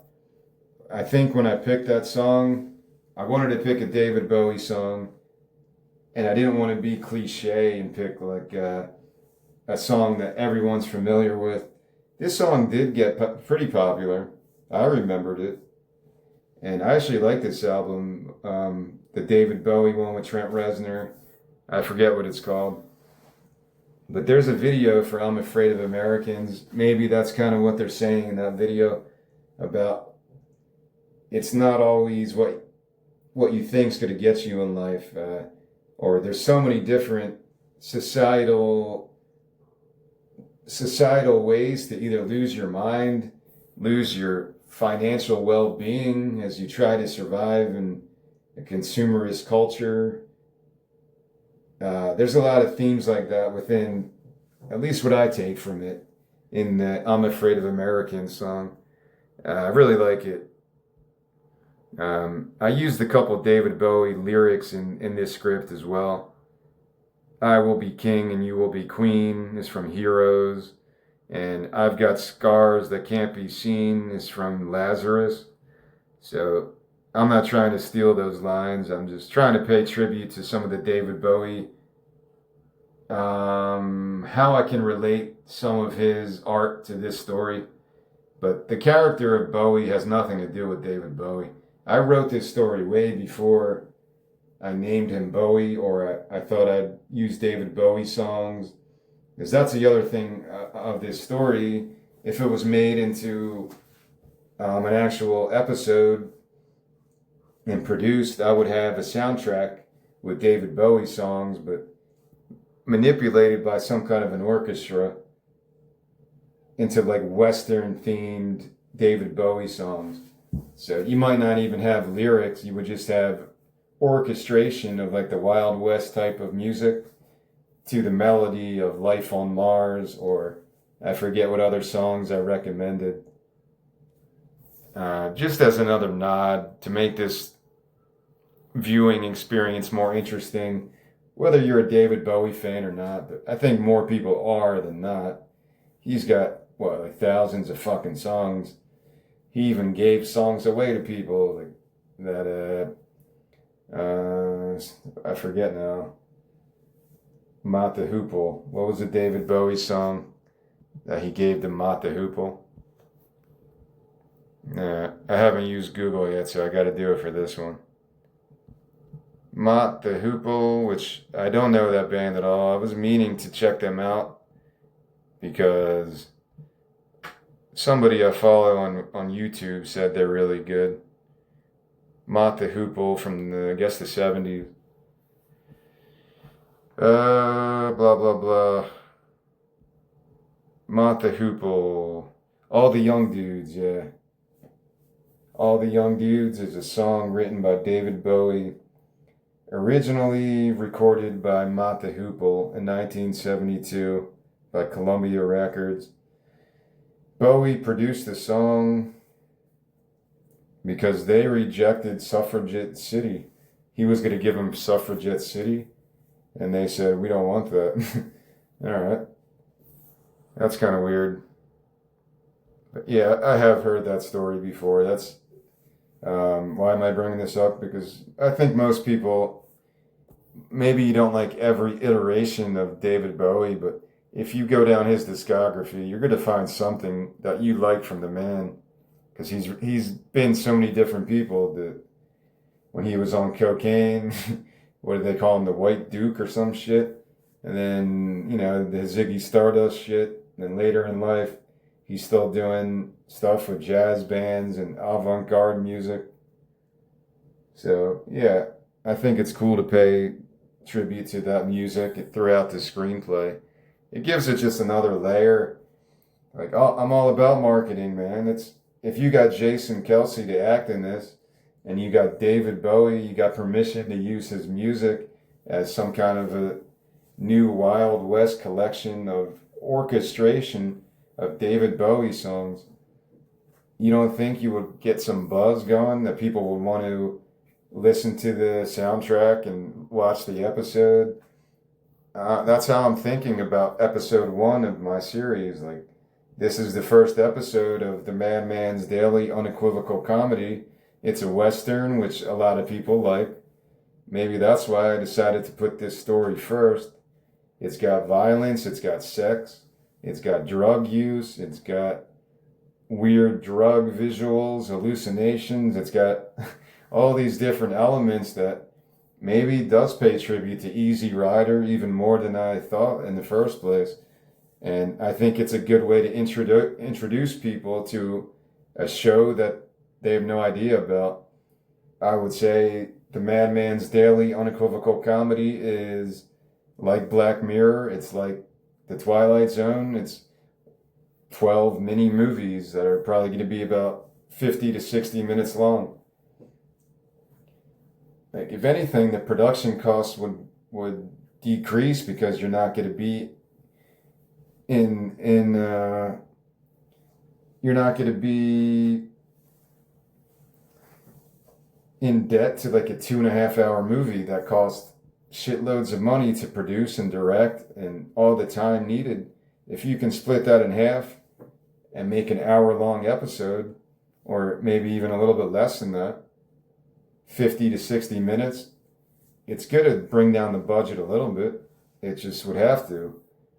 If Back to the Future 1 or 2, which those are 2 of my favorite movies, recently I rewatched them maybe about a month ago. I got some nostalgia in my blood, and I was like, I'm going to watch the Back to the Future series again, because those are 2 of my favorite movies.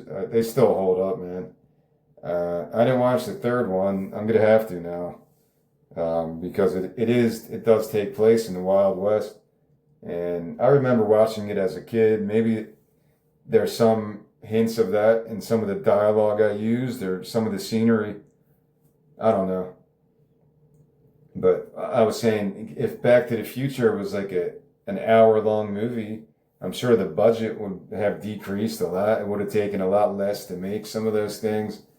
The special effects, everything would have came down. So I'm thinking about that. Black Mirror episodes are like mini movies. They really are. And most of those are about an hour, I would assume. How long are Black Mirror episodes? I don't think there's too many more than an hour, but I could be wrong. There were a couple that were like feature films. How long are Black Mirror episodes? Black Mirror episodes can range from 40 to 90 minutes with an average length of 60. So that's exactly what I'm going for. There's a couple that are longer, and one of my favorites is the one with her name, I believe, is Kate Mara. And shit, you know, the dude from Breaking Bad, I can't think of his name. Shit. I forget people's names very easily. I know it's bad. Aaron Paul. There you go. I didn't even have to look it up. Aaron Paul, Kate Mara, and somebody else. Sorry, I forget the other actor. Breaking Bad, Aaron Paul. Maybe that will bring up the episode title.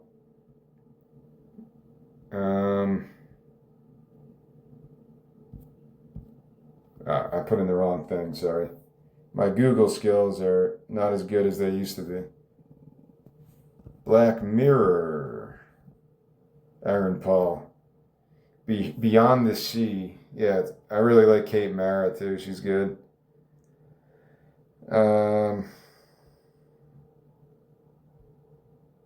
Yeah, I really like that episode. I don't know how long it was, but if you go watch that, if you never watched, Josh Hartnett was the guy's name. Yeah, it was Josh Hartnett, Aaron Paul, and I believe Kate Mara. Is that her name?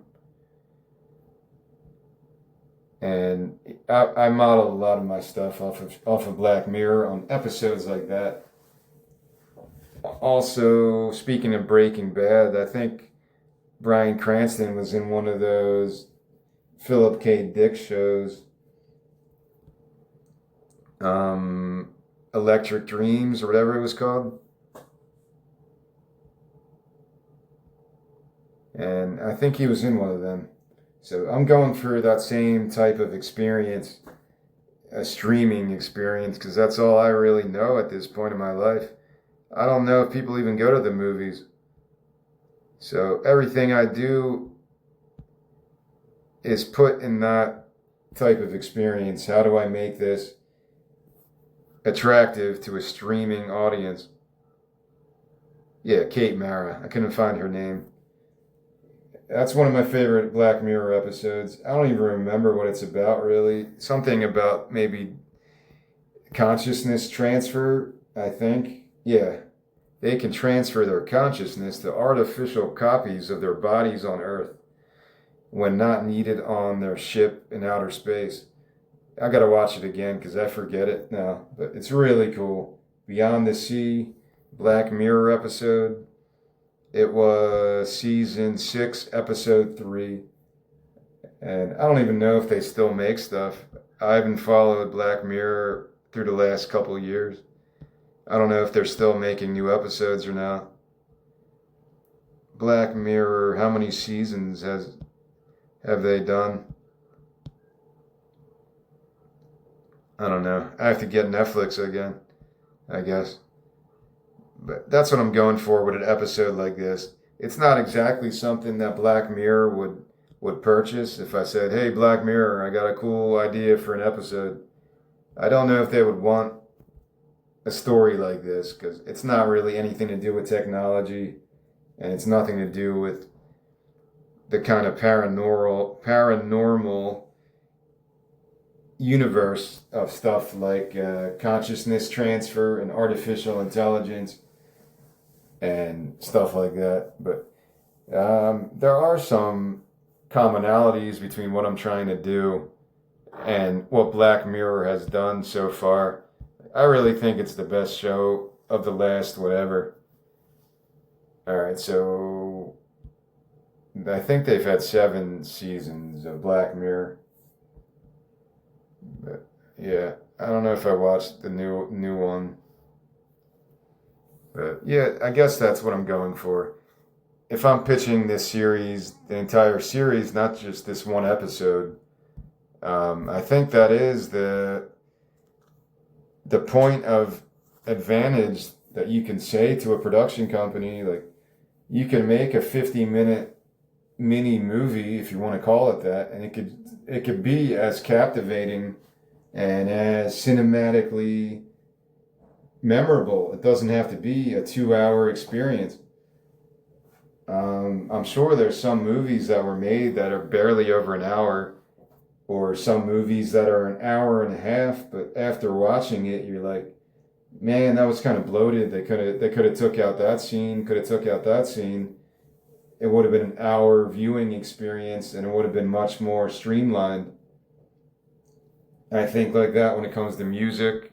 I think like this when it comes to writing my screenplays. I don't want to put filler stuff in. I just want to make things as meaty as possible with no fluff and no pretentiousness. Like, I guess that's the right word. How else do you say pretentiousness? I don't know. That's the main thing I'm always kind of looking out for, because I've never really considered myself like that. I don't think I'm pretentious. Like, I barely even know how to define the word pretentious. I don't think I'm pompous or grandiose or showy. I'm looking at synonyms now for what pretentiously means. I'm definitely not pompous and stuff. I'm confident in my work. That's why I keep doing this. You can call me dedicated. You can call me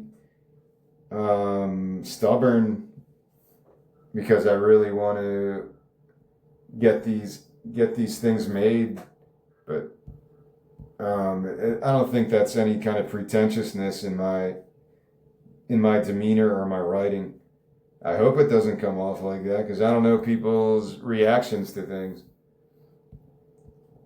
I'm more concerned with just repeating myself too much. I said that about my music, my songwriting. I just kind of repeat the same themes over and over again. As I'm doing these recordings the last few days, the last week, I feel like that's a concern as well. That I don't speak about the same things too often. I want to kind of make things new and exciting. And hopefully I did that with this episode.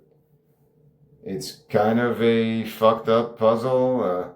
The last prisoner, Bowie was the last prisoner, but then he got his guts blown out. So they all die at the end. But maybe they were really prisoners of just their bodies, and they all got to escape to the afterlife. Like I said before, when you're alive, you're worried about your stress, your job, your married life, your divorce, your children. How am I going to pay for this? How am I going to pay for this mortgage? How am I going to pay for this college? How am I going to pay for my car payments and all this shit? When you're dead, all that stuff disappears. They can't get you anymore. The bastards can't get you once you're dead. Hopefully, at least. You want to think that once you're dead, you don't have to think about all these miserable parts of life. And I'm making it sound like today's culture is worse than it was back in medieval times. That's not really what I mean, but the things that can cause people to have heart attacks and stress themselves to death, those things are so unimportant in the grand scheme of things. It's important because I lost my job. I had to fend for myself. I lived in my apartment for 5 years without leaving my fucking apartment, besides buying groceries once a week. And then all that money ran out, and then I was homeless for 2 days. I couldn't even survive for 2 days with all this shit that was going on. It was just a the worst time of my life. Yeah, those are vital moments of my life, but if you really think about it, my life doesn't matter. None of it fucking matters. Nobody's life is really that important that it really fucking matters if you lose your job or if you have 2 kids or 3 kids or no kids, or if you compose a symphony as a legacy to leave behind to the human race, or if you don't do anything with your life, if you sit on your ass all day and watch Beavis and Butthead reruns. It doesn't matter in the grand scheme of human civilization. It doesn't matter. Even countries that go to war against each other, because that's just how our paradigm is constructed, that there's going to be religious wars and tribal feuds. None of that shit matters. When you're dead, you'll probably realize it. There'll be a Palestinian and a Jewish guy like going to heaven together, and they're like, why the fuck were we killing each other again? Oh yeah, the land and resources, and because you killed my father and I killed your father, but they're going to be going to heaven together. Or the Ukrainian and the Russian dude, they're going to go to heaven together, or hell. They could be going to hell together too, if you believe in that shit. And they'll be like, why the fuck were we killing each other again? And they won't have any good answer. They'll just laugh and be like, yeah, we got to stop doing that. And they'll try to get that message from beyond the grave. So, yeah, a lot of these stupid thoughts are intertwined, are a part of this story. I don't know what each character really represents. I didn't really go through it like that. I think the story is just the character. The arc that I made for each character, they all play upon each other. You needed to have Foley die, and then you needed to have Len die, and then Bowie was the last prisoner, but really, maybe that's what I mean, and I'm just figuring this out now, 3-4 years later, that the prison was just being alive. It wasn't like the last prisoner because he was actually part of a chain gang, and he was actually gonna go hang for the crimes he did in his life. He was the last prisoner because he was the last to die. So he was still a prisoner inside of his body. He was still a prisoner because he had to live under society's rules. And even when he kind of got out of that and he became a more primitive nature, he returned to his caveman status where he didn't have to depend on other people. He lived and survived on his own the best he could.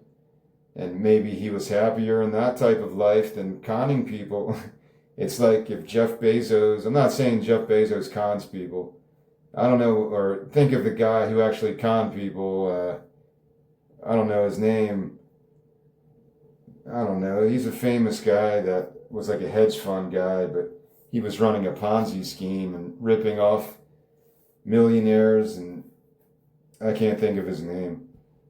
But you take a guy like that who spends his life conning people through the stock market or other nefarious business means, you take that guy and you put him in this story, and then he ends up in a cave with no more computer, no more phone, no more connection to the markets, and he's living off the land, no communication with the outside world. He's a total off the grid entity at that point. Would he be happier?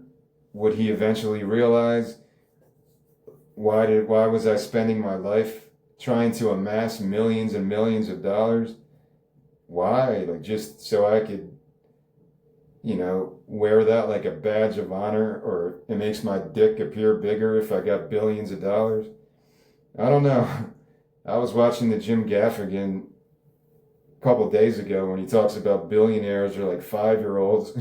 It was pretty hysterical. He's like, I'm going to build a spaceship. I thought it was really hysterical. Picturing like a 5-year-old kid is going to be like dreaming of, I'm going to be a billionaire and build my own spaceship. And then you see like Jeff Bezos and Elon Musk, and they're doing the same thing. I thought it was pretty funny. But I'm not against those people either. Like, if you want to be a billionaire, go for it, man. If that's what floats your boat, whatever, do it up. Just don't fuck that many people over, because regrettably, to become a billionaire, you're probably going to have to fuck a bunch of people over. And maybe that's not the best thing to want to be in life, but I'm not trying to judge people like that. I don't give a shit. You want to be a fucking billionaire?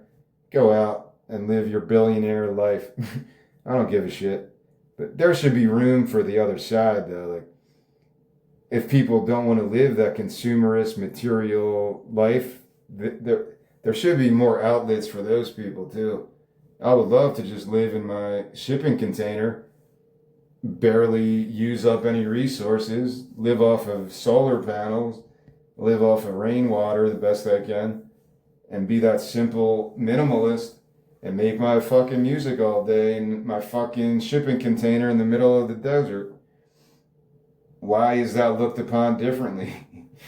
I feel like the billionaire is like, wow, you really made it in America. But if I was actually living my dream of living in my shipping container music studio, I'd be looked at as some fringe lunatic. But the hundreds of billionaires that there are in the world are seen as, like, I don't know, the ultimate victors in capitalist society. You became a billionaire. I don't know. I really don't give a shit. If people want to, if their goal in life is to just be rich, then go for it. Like, as long as you're not fucking other people over, there's really nothing wrong with that. The question is, what are you going to do with all your money? If you are able to become super rich, what do you do with your money at that point? I guess you can judge people at that point. Like, I don't know. It's a weird conversation, but it plays into this story, because at the end, that's kind of what I was going for. These rich dudes in their stagecoach, they just feel like they have the power because they have the money. Just like Scarface, you get the money, you get the power, you get the women. At least the money and the power. The people that were in that stagecoach that drove by Bowie, and they feel like they have the right to just kill whoever they want to because they're the ones calling the shots. But that's kind of what I was going for with the ending of this. But really, it's that, yeah, you never know. You might survive all these different atrocities and make it through all these challenges in life. But then there's going to be another one, and there's going to be another one, and then somebody else is going to try to manipulate you. Somebody else is going to fuck with your life. It's never going to end. And a lot of people go off grid in search of that, whether it's people who retire or just anyone. They try to go off grid. Speaking of Aaron Paul, that El Camino movie, he's trying to forge a new path, so he goes to Alaska. A lot of people try to find a life free from the constraints of society, whether it's religious based or politically based or any other, how you're supposed to conduct yourself in a capitalist society or a communist society. Some people just want to disappear from that conversation. I was kind of at that point. That's why I did my Kickstarter to, if I was able to succeed, I made $500,000, I would build my shipping container, and yeah, I would separate myself from all the bullshit, because I feel like that's the majority of the political conversation today, is a lot of bullshit. And I feel like that's the only way to really disappear. You have to go off grid, and you have to do the solar panel thing, which most people do now anyway. And maybe in addition to their homes, a lot of people get solar panels.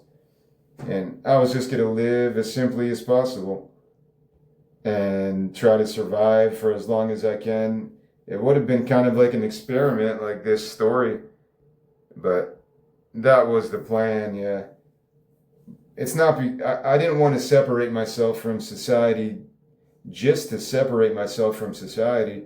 It was more because society was being real shitty, and I wanted to find a new paradigm to live on. It's not too unfamiliar to a lot of other people, I'm sure, and it's not very different than the path of this story. Um, I guess I could have easily been that person when I was homeless for 2 days. I guess I could have just gone like hitchhiked across the country, and maybe I'd be dead right now. 'Cause I don't know what the fuck I was doing. I was going to a park near my neighborhood, drinking like water out of gallon containers that I luckily found, and I was like eating leaves off this nature trail. I was like, I hope this isn't fucking poisonous. I was eating like leaves because I was kind of hungry. But yeah, I don't know. Like I wrote this story way before that happened to me, so any correlations are just because I'm trying to make it like that. This story is not based on me or my life. There's elements of every story I write. There's elements of not so much my life experience because I really don't have much of a life experience. I've lived a very sheltered, boring life. Um, my most exciting moments were just taking road trips uh, to the Blue Ridge Mountains and shit like that. But I haven't done that in probably a decade now. Um, it's kind of, yeah, it's kind of that call that I still have. I find myself wanting to take the adventure even farther to the West Coast and go the extra mile because if I don't do it now, when the hell am I going to do this project? When I'm fucking like 50 or 60? It doesn't make any sense at that point. I might not be able to. You don't know what's going to happen to your body or mind as you age. So you have to hit the fucking iron while it's fucking hot, or whatever the fucking stupid cliche is. Not everyone gets to do it. I get it, but it goes back to elegant eccentrics that it's not about the destination, it's a journey to get to where you belong, or it's a journey to achieve your goal in life, which is more, maybe more apt to my situation because I wasn't even planning to do this. I started reading one of my screenplays aloud. I'm like, well, no one goes on my Substack, so I don't think this will matter, but it will still be beneficial to help me get my thoughts out and to develop a better speaking voice. I've never been confident in reading stuff aloud, especially a screenplay. Like, you can tell I don't really know how to read dialogue if I was going to be in a play or something. I never did any of that in school. I was never interested in acting myself. Yeah. I've always loved movies like everybody else, but I never got the calling that I could be an actor. I don't think I could. That performer DNA is not in me, whether it's through performing music or acting. I don't think I have that DNA. Kind of like how certain athletes, I'm not saying you have to have family that are athletic, but like Justin Crawford, his father was Carl Crawford, and I think maybe even other people in his family were athletes.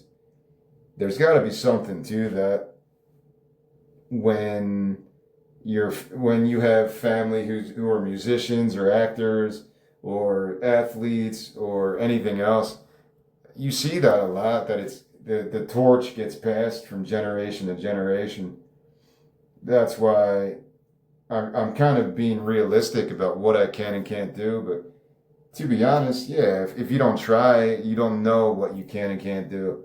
There's probably people out there that are like the best golfers in the world, but they've never been given the opportunity, or they just don't like golf. But then they'll go golf and they'll be like completely naturally gifted.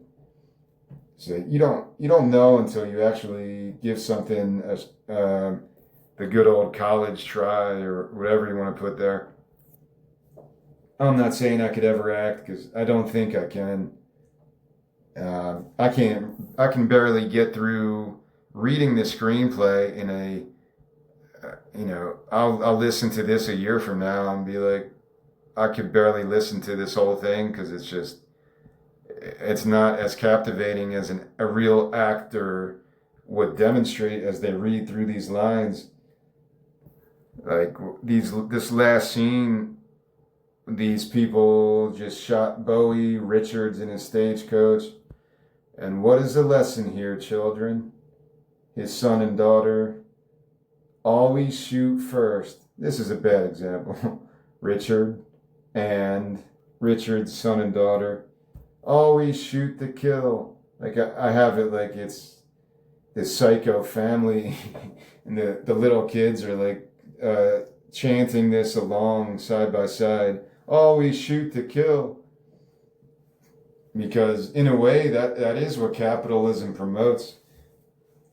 There's a version of capitalism that works for a lot of people, and then there's a version of capitalism that's more like oligarchy, that's crush your competition, take no prisoners, kind of like what the Candace character in the story I read yesterday. Don't follow your dreams or heart. It's all about money and land and resources. It's not about human beings. It's about us and them. Like that's what a lot of that type of system promotes sometimes, whether subconsciously or out in the open. It kind of varies based on other variables, I guess. But I'll stop there. This is over 2 hours. I'm going to keep doing this. Tomorrow is a science fiction script, if I'm right about that. I believe episode 2 is called Expanding Universe. And it's a science fiction a screenplay that's completely different than this. Like, I absolutely, if I didn't mention it, yeah, every episode is going to have different characters, different plot line, different setting, different everything. There's a few examples where I have part 1 and part 2 of an episode, but most of the time, each episode will have a totally different experience, as you'll see tomorrow as I read Expanding Universe. I'm pretty sure that's episode 2. It's been a while since I went through this, and I'll leave it there. I think this is better for when the script is only 50 pages. I think I could do it like this. I still spoke for almost 4 hours today. The first part and this part, it's probably close to 4 hours altogether. But I think it's better to split it up into 2 different parts like I did. And hopefully you get a good idea of not just what this episode would represent, but what my entire series would kind of go for. And I'm not saying it's a completely polished script. I don't think it is. But I think there's enough there in the 90 percentile that, it could get there very easily if whatever that professional production company does at this point, which I have no idea what happens if somebody would buy these scripts. Would they be like, we're going to make some revisions and then would I be like, okay, you can do that? Would I get final edit like Kanye on his documentary? I don't know. I guess that's figured out in the contract process. As if a writer sells his story to someone, how does the writer know the story will be, they'll stay true to the original script to at least, a 90, to enough of a degree where you don't lose the spirit of this story. If somebody took this story and then I watched the movie a year later and it's like Bowie lives at the end and he marries Sabrina and they have 2 kids and they live by the river in a nice cottage, and it turns into like a Hallmark movie, I'd flip the fuck out. I'd be like, what the fuck? I would be pretty angry about it. Like, why did they do that to my story, man? I don't know if that has ever happened before. I don't know. I'm just thinking out loud. That would suck though. Like, I would have to have editing final say in a lot of stuff. Not being a stubborn person, I'm just saying, because somebody could take my story, pay me for it, and then turn it all around, and it's going to become some completely unrecognizable cliche experience that my name would be on, and I'd be like, no, why'd you do this to Bowie, man? So it's something else to think about. Again, I have no experience with agents or other writers or anyone in the Writers Guild or any of those. I have no idea how it works, man. But people are just people. You just have to find like-minded individuals and companies that see the vision that I'm portraying here. Like Black Mirror is a huge success. The Twilight Zone was a huge success. There's probably other shows like this because there's a million shows right now on streaming that I haven't watched that are on like my to watch list. There's probably shows like this already in the works or already made that are episode based that don't have reoccurring plots. Each episode is its own mini universe, mini movie. I'm not saying I'm creating anything brand new. I'm just trying to put a different spin on it if I can achieve that. If not, then hopefully the story is at least entertaining enough to warrant further development of this. That's really all it is.